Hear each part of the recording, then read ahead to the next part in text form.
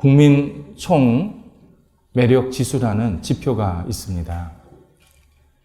영어로는 GNC라고 하고 그 끝에 C가 쿨의 약자입니다.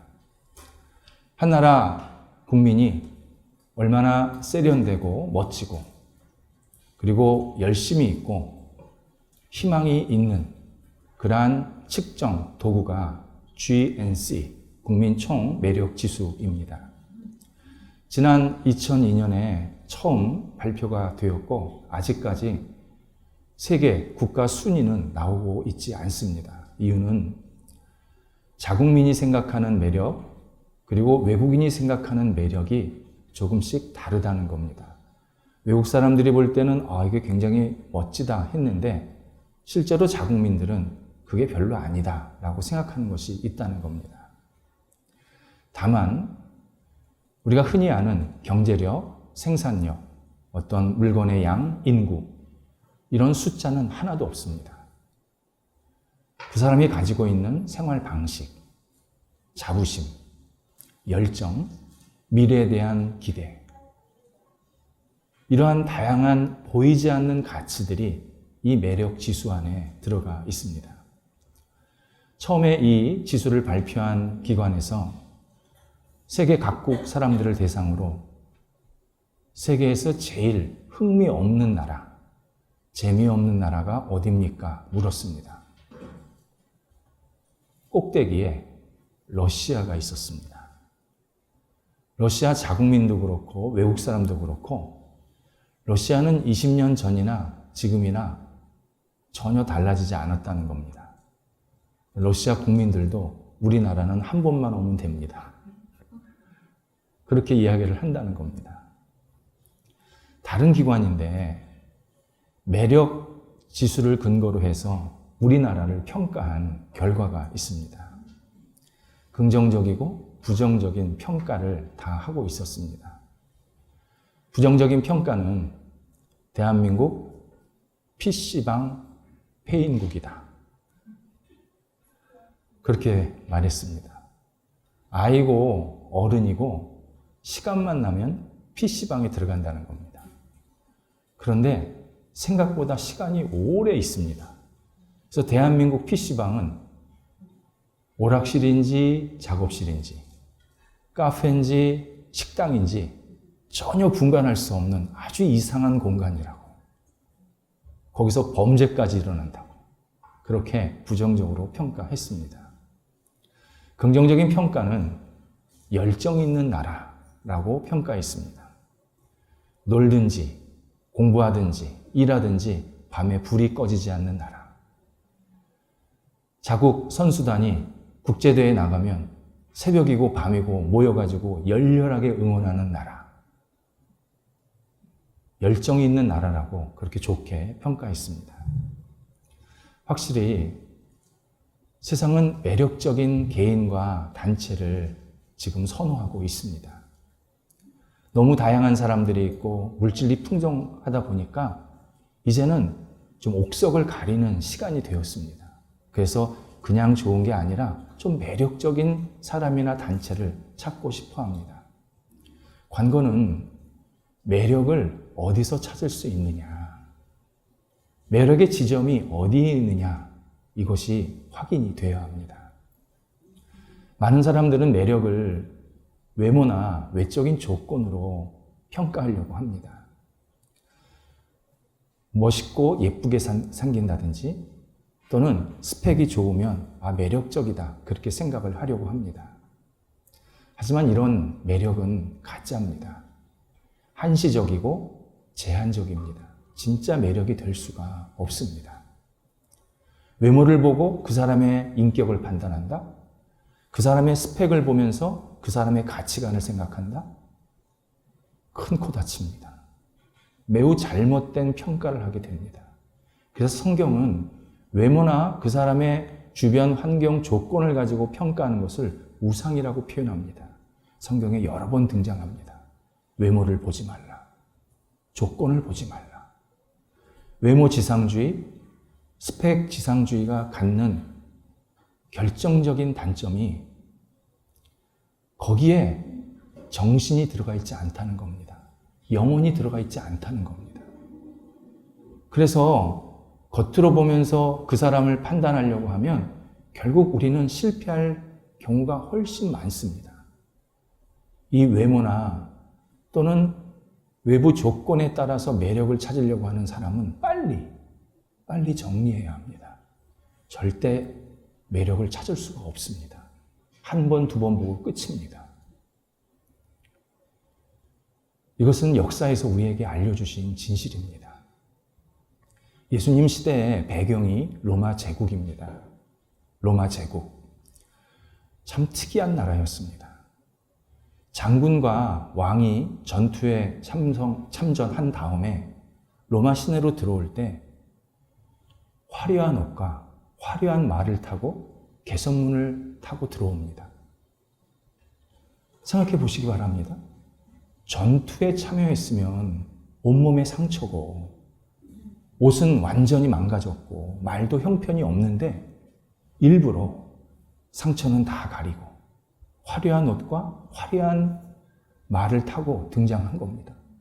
그러면 로마 시민들이 막 열렬하게 환영을 하는 겁니다. 와, 우리 장군은 전쟁에 나갔는데 상처 하나 없네. 와, 옷 하나 안 버렸네. 야, 저 위대한 장군, 신적인 존재야. 그렇게 찬사를 보내는 겁니다. 그렇게 로마 시민들을 현혹했습니다. 그리고 나서 이 지도자들의 뒷모습, 정말 흉측하고 처참한 모습이었습니다. 그렇게 전투에 참석한 다음에 그 내부, 지도자 내부 왕실 안에서 피 터지게 싸웁니다. 이번에 공이 누가 있다. 이번에 누구 때문에 이 정도밖에 안 됐다. 서로 권력 다툼이 일어나서 서로 죽이고 죽고 정말 이런 쓰레기 같은 지도부가 세상에 없을 정도로 아주 심각하게 문제가 있었습니다. 로마 역사가들은 분명합니다. 로마 왜 망했느냐? 로마 지도자들의 이중성. 본인 스스로 속에는 엄청난 잘못된 모습이 있으면서 이걸 겉으로 화려하게 꾸며가지고 마치 아닌 것처럼, 마치 선량한 지도자처럼 그렇게 보였다. 그게 로마를 썩게 만들었다. 이렇게 분석을 해주고 있습니다. 매력은 다른 사람에게 도전을 주고 영감을 불러일으키고 사람을 살리는 데서 나타납니다. 우리가 어떤 사람을 만났는데 그 사람만 만나면 우울해요. 삶에 의욕이 안 생겨. 그 사람만 만나면 막 내가 힘들어. 누가 그 사람을 매력적으로 받아들이겠습니까?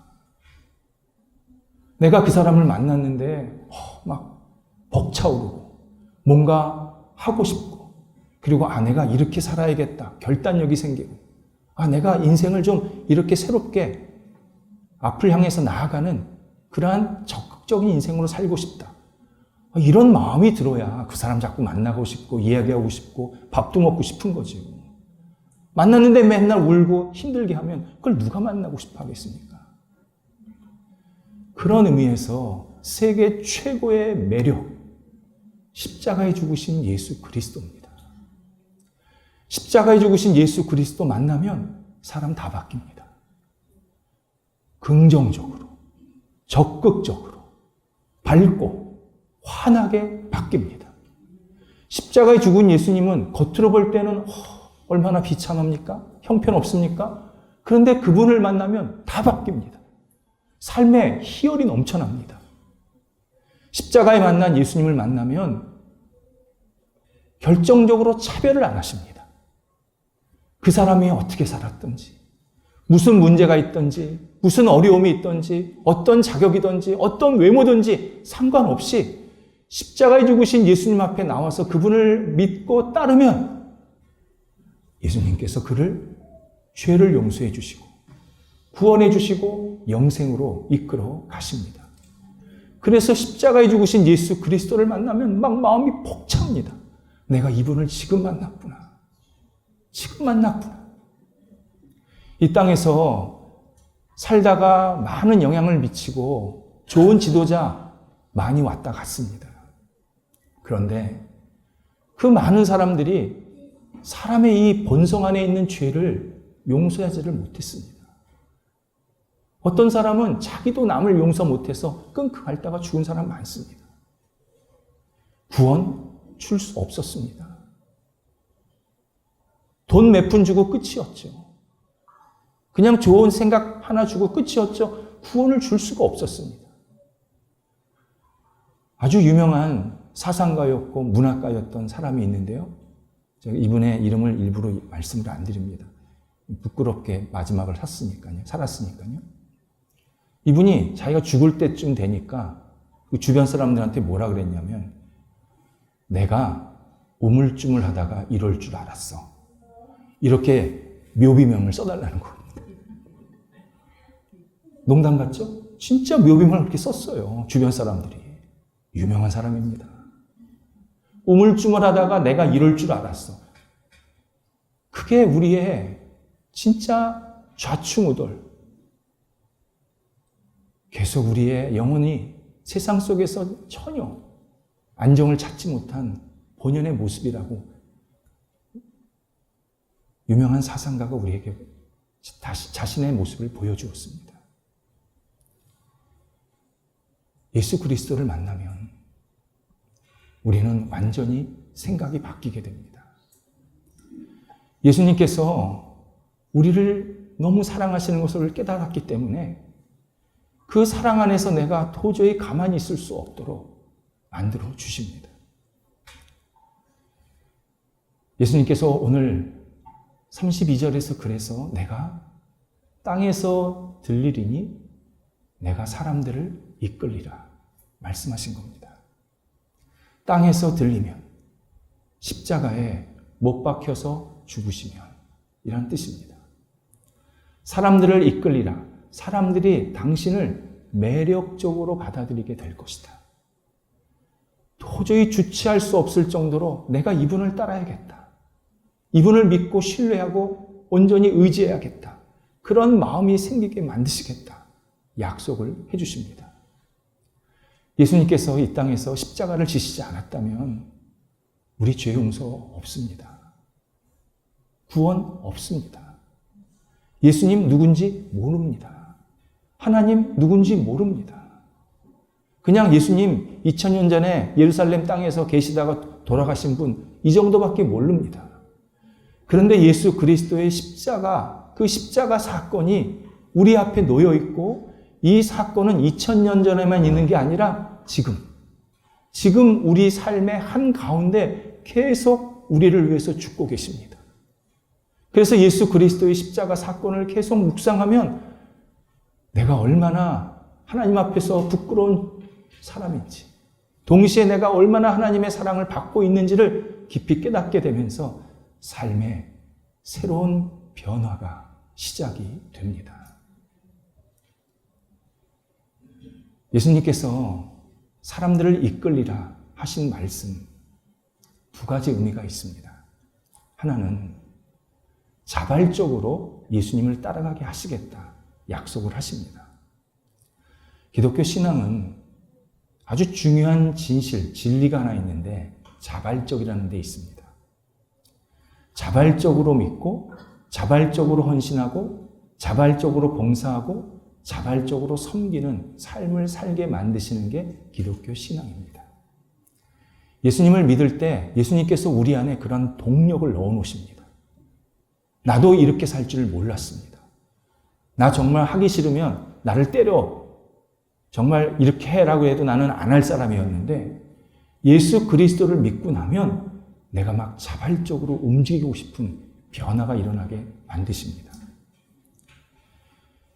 하나님께서 첫사람 아담을 만드셨을 때 너는 이 선악을 알게 하는 열매를 먹지 말라 명령을 하십니다. 하나님께서 그 선악을 알게 하는 열매를 안 만들 수도 있었고 안 보이게 하실 수도 있었고 만들어놨지만 완전히 블로킹을 시켜가지고 접근을 못하게 하실 수도 있었습니다. 그런데 아담에게 먹지 말라고 말씀하신 겁니다. 아담이 지나다니는 길 한가운데 있는 겁니다. 이유가 뭘까요? 하나님께서 자율적으로, 자발적으로 그 일을 하지 말라고 원하신 겁니다. 나 여호와를 믿고 사랑하는 마음으로, 내가 네 주인이라는 마음으로, 너의 창조주라는 마음으로 네가 자발적으로 그 일을 하지 마라.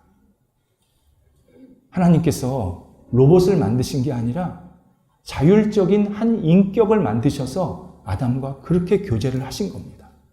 그런데 아담이 배신을 했습니다. 기독교 신앙은 자발성이 빠지면 신앙이 아니라 미신이 됩니다. 기독교 신앙이 힘이 있는 이유가 뭐냐? 자발적입니다. 놀랍도록 자발적입니다. 만약 내가 기독교 신앙을 가졌다고 하는데 어느 사람을 만났다든지 어느 단체에 갔는데 억압과 강요가 있다. 빨리 끊으셔야 합니다. 그거 정상적인 모임, 정상적인 관계 아닙니다. 이단들이나 잘못된 가르침을 하는 사람들이 억압하고 강요합니다. 이거 해야 돼, 이거 해야 돼. 다 가짜입니다. 절대 신앙 아닙니다. 신념으로 끝납니다. 구원 없습니다. 그냥 인간적인 관계로 끝납니다. 진짜 신앙은 자발적인 신앙. 내가 자발적으로 하나님을 믿고 하나님을 섬기고 하나님을 따르고 싶은 마음이 간절할 때, 그렇게 신앙생활할 때 성숙한 신앙생활이 계속 나타납니다. 또 하나는 예수님께서 이끄시리라 할 때 이 우리 삶의, 우리 신앙의 목적지가 어디인지를 분명하게 알려주십니다. 우리를 이끄시는 분은 예수 그리스도. 우리 삶의 목적지는 예수 그리스도라는 뜻입니다.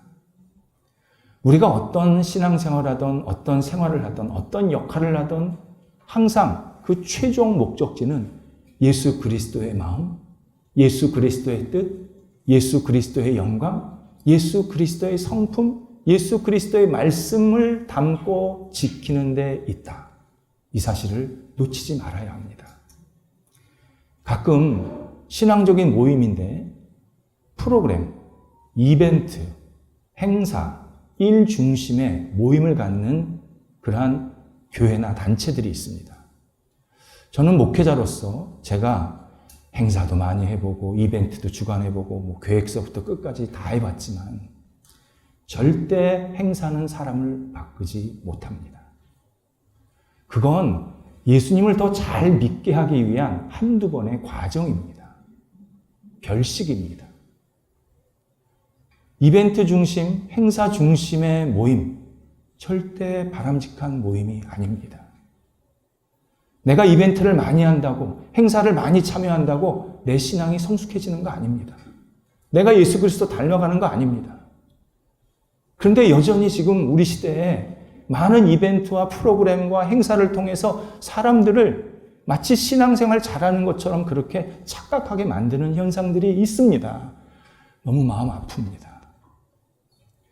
우리가 붙잡아야 될 것은 예수 그리스도. 예수 그리스도가 무슨 말씀을 하셨는지, 어떻게 살라고 하는 건지, 어떻게 믿고 따르라고 하시는 건지를 계속 묵상하고 그분을 따라가고 그분을 진심으로 믿고 의지할 때 그때 우리의 삶이, 우리의 영혼이 완전히 바뀝니다. 십자가는 어떤 사람에게는 참 형편없는 처형입니다. 도대체 십자가가 나랑 무슨 상관이 있습니까? 왜 예수가 죽어놓고 나를 구원한다고 말합니까? 왜 내 죄를 용서한다고 그럽니까? 난 도무지 이해가 안 됩니다. 십자가랑 나랑은 전혀 별개입니다. 저한테 십자가 얘기하지 마세요. 그렇게 말하는 사람들이 있습니다. 어떤 사람은 예수 그리스도의 십자가를 통해서 나 자신의 부끄러운 모습을 발견하게 됩니다. 아, 내가 죽어야 되는데 저분이 죽으셨구나. 저분이 죽으셔서 결국 나를 살려주시는구나. 내 죄를 용서해 주시는구나. 내가 다시 새롭게 시작하게 만드시는구나. 깊은 진리의 깨달음을 얻게 되는 사람이 있습니다. 전자는 자기 중심으로 십자가를 보고 해석했기 때문에 생긴 결과입니다. 내 지식, 내 상식, 내 판단, 이걸 중심으로 십자가를 보니까 형편이 없는 겁니다. 도대체 저게 나랑 무슨 상관이냐? 나한테 뭘 얘기하려고 그러는 거냐? 우리 반대에 있는 예루살렘 골고다에서 죽은 분이 도대체 나랑 무슨 상관이 있다고 저 십자가를 보면서 부어 넣는다고 그러느냐? 이 예수 믿는 사람들도 정신 못 차린다. 자기 중심으로 십자가를 보니까 아무런 의미가 없는 겁니다. 그런데 십자가에 죽으신 예수 그리스도를 중심으로 나를 보면 완전히 시각이 달라집니다. 예수 그리스도의 마음으로 나를 보니까 내가 너무 부끄럽습니다. 예수님이 헐벗으신 게 내 죄 때문에 내가 헐벗어야 되는구나. 내가 저분 때문에 살아있구나. 십자가가 아니면 나는 지금도 이 자리에 있을 수가 없구나. 십자가를 통해서 나를 사랑하신다고 저렇게 외치고 계시는구나.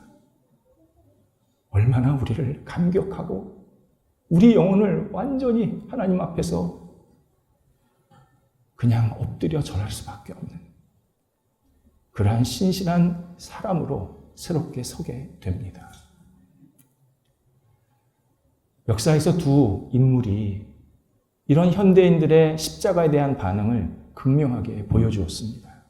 그래서 오늘 우리가 이 두 사람의 이야기를 진중하게 함께 나눌 필요가 있습니다. 한 사람은 마하트마 간디입니다. 세계인들이 존경하는 인물이고 많은 사람들에게 영향을 미쳤던 사상가입니다. 그가 자서전, 자기 인생을 마무리하면서 자서전이라는 책을 썼는데 이건 번역이 되어 있습니다. 이 책에서 이런 이야기를 합니다. 십자가의 예수는 위대한 인류의 희생의 스승이었다. 십자가에 죽은 예수를 보면 섬김이 뭔지, 겸손이 뭔지, 다른 사람을 위해서 희생하는 게 뭔지, 비폭력이 무엇인지를 우리에게 많이 가르쳐 주었다. 나는 예수가 나의 훌륭한 스승으로 지금도 따르고 있다. 그런데 십자가에 죽은 예수를 통해서 나는 어떤 기적이나 신비를 생각할 수 없었다. 십자가는 십자가이지 거기에 무슨 죄 용서와 구원이 있는가? 나는 그것을 받아들일 수가 없다. 이렇게 고백을 합니다. 그는 윤리주의자였고 원칙주의자였고 비폭력이라는 인간에게 소중한 가치를 주창한 인물입니다.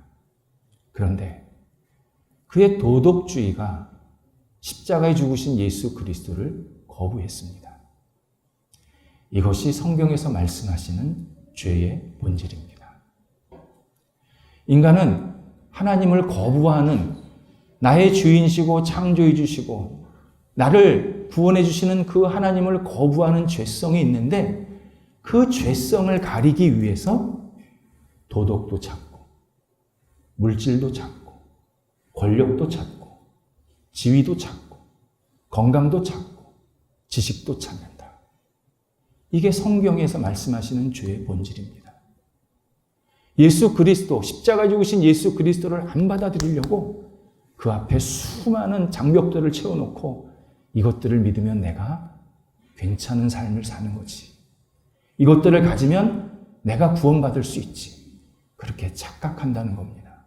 성경에서 말씀하시는 죄성의 본질입니다. 또 한 사람이 멜컴 머거리지라는 사람이 있습니다. 이 사람이 Jesus Rediscovered라는 책을 썼습니다. 번역은 안 되어 있는데요. 다시 찾아진 예수라는 글입니다. 그가 이 글에서 이런 고백을 합니다. 십자가를 보는 순간 심장이 멎는 듯했다. 십자가는 처형이 아니었다. 십자가에는 더 깊은 진실, 더 중요한 진리가 담겨 있음을 직관적으로 깨달았다. 사실 나는 오래전에 이 사실을 알았다. 그런데 눈 감고 살았다. 고개 들고 살았다. 외면했다. 그리고 지금까지 한눈 팔면서 살았다. 그러나 지금은 더 이상 도망갈 수 없다.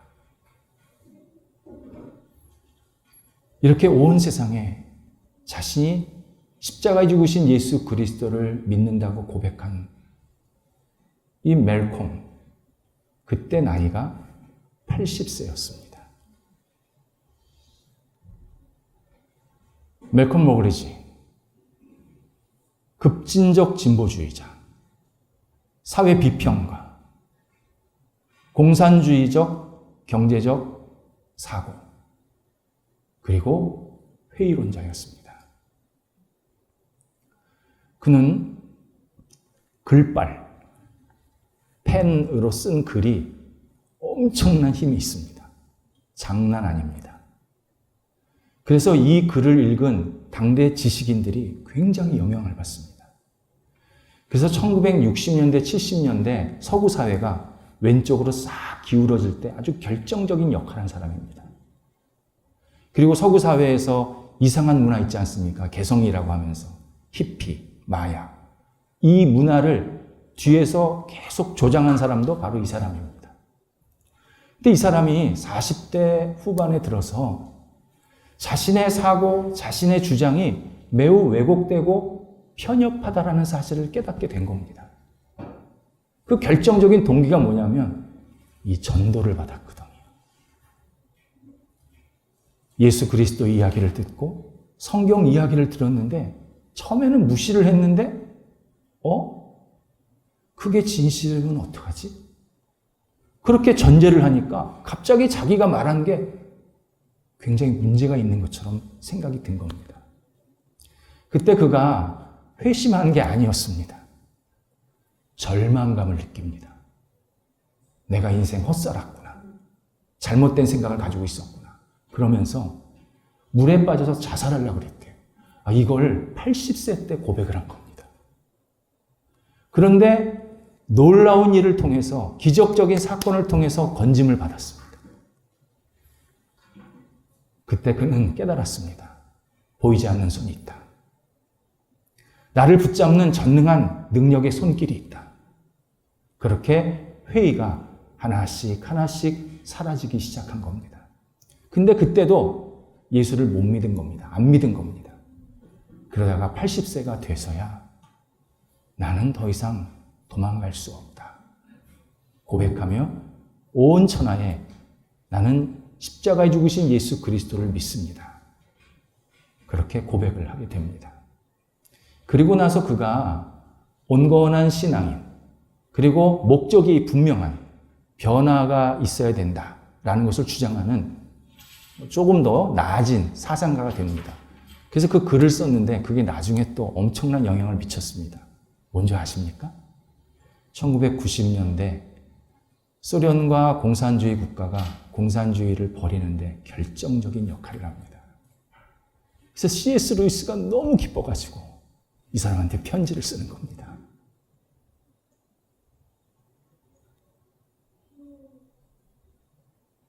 멀컴 머그리지 같은 사람들을 성경에서는 의로워졌다라고 말씀합니다.